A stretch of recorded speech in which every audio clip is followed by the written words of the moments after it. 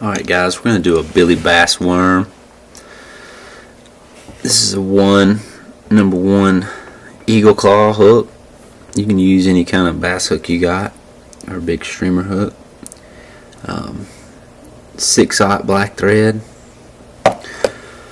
First off, I'm going to take some .035 lead,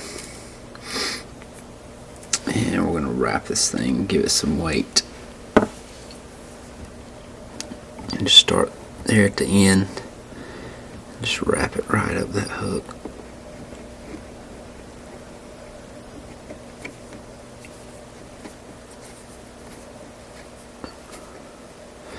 And just slide it to the end there, to the eye, and then just finish out that wrap.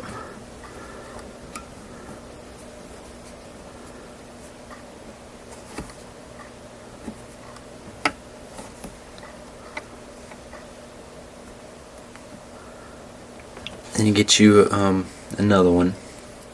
Make this a little shorter.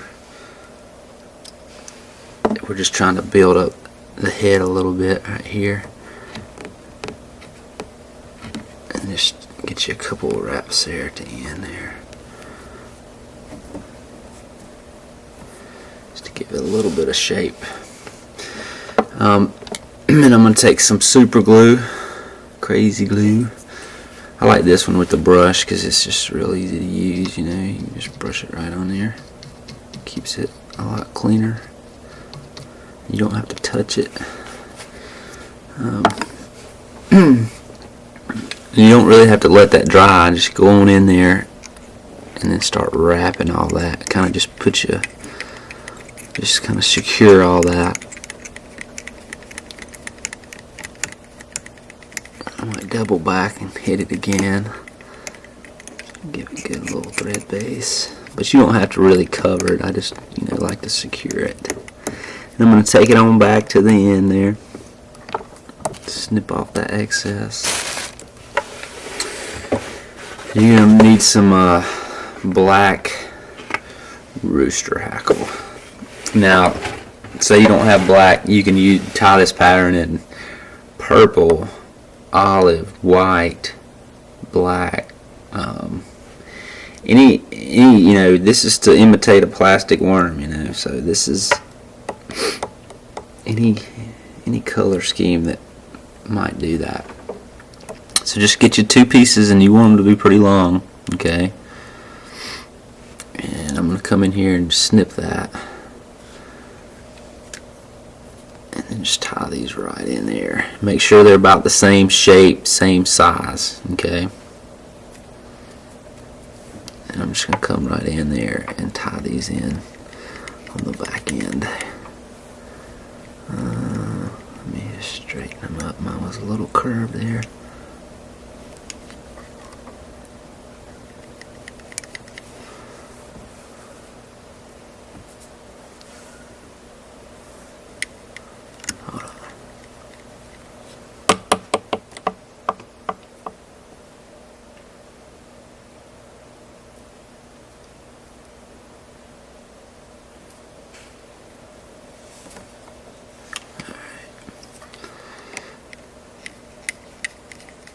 Mine were a little off there, so I just made sure that they're, because you want them to look like one piece going down through there,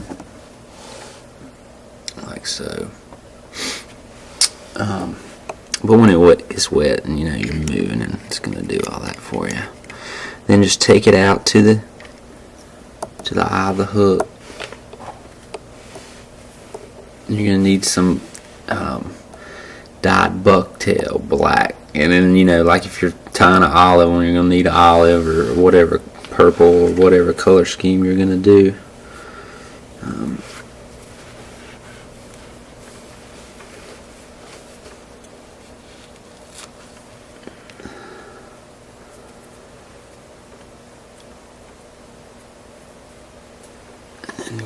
come out there to the end and just let that thing kind of go around the whole hook there, okay?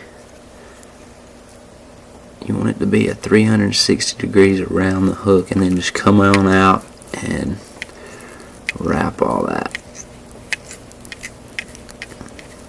Okay. I'm going to get a little bit more and do the same thing.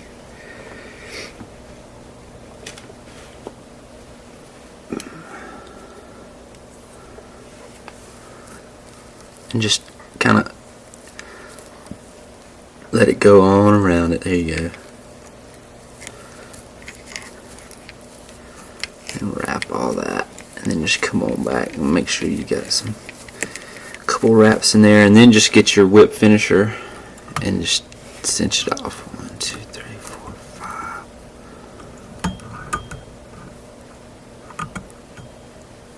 You can do that twice if you want.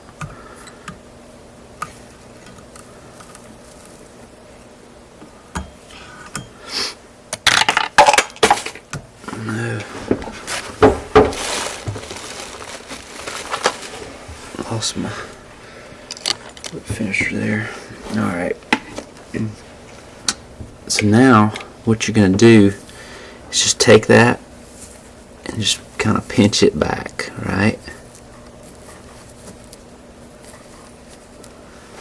Just like so, and make you a head. Okay?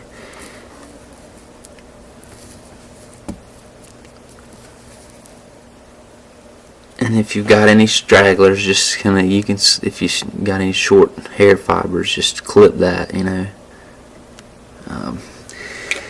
Now here's the tricky part. As you got it pinched, kind of leave your thread out there to where you can kind of come in there and then grab it, okay, and get a hold of it.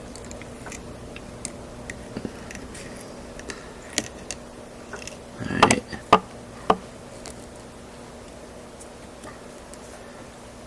And then just come in there and get you a good little collar. Snip it.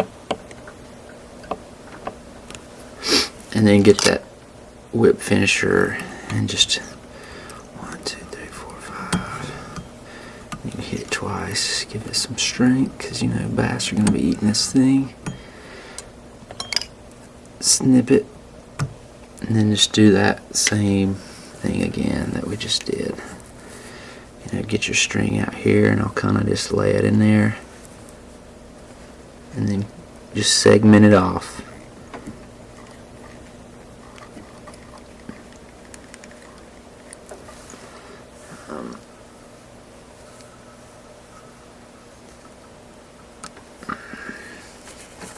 Make that kind of, you know, give it that worm look, and then just go ahead and hit it with the whip finisher. Snip it. Alright. Now, just, I'm going to take some Sally Hansen's nail polish with some, you know, sparkles in there. Some flash. Just to give it that kind of, you know, that pumpkin seed kind of flash. You know, like a lot of these worms got on them. And do a layer of that.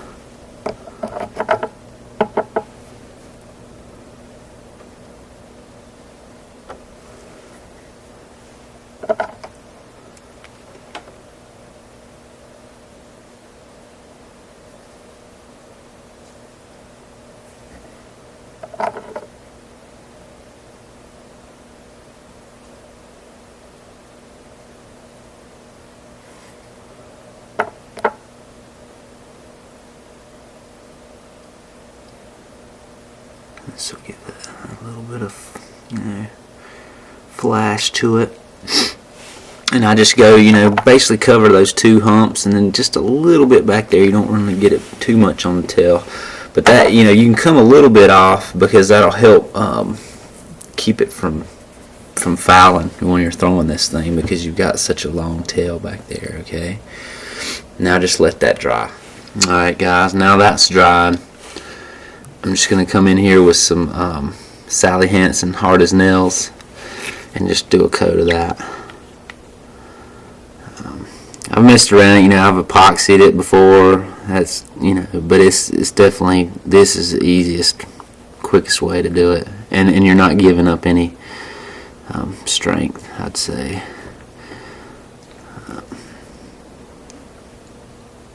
I'm sure you could use like clear goo, or you know, I've got this liquid fusion.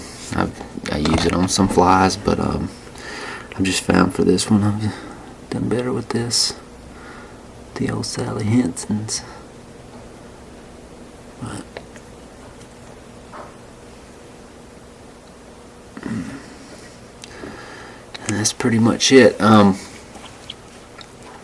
This is a great one for, you know, springtime bass, getting up in the shallows, post spawn,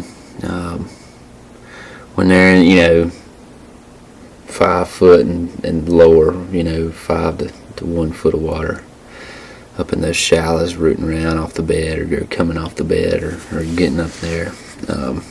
Caught a lot of bass on it. I just wanted something that, you know, when you're fly fishing for bass, it's just trying not to get too bulky so you can throw it, and these you can throw.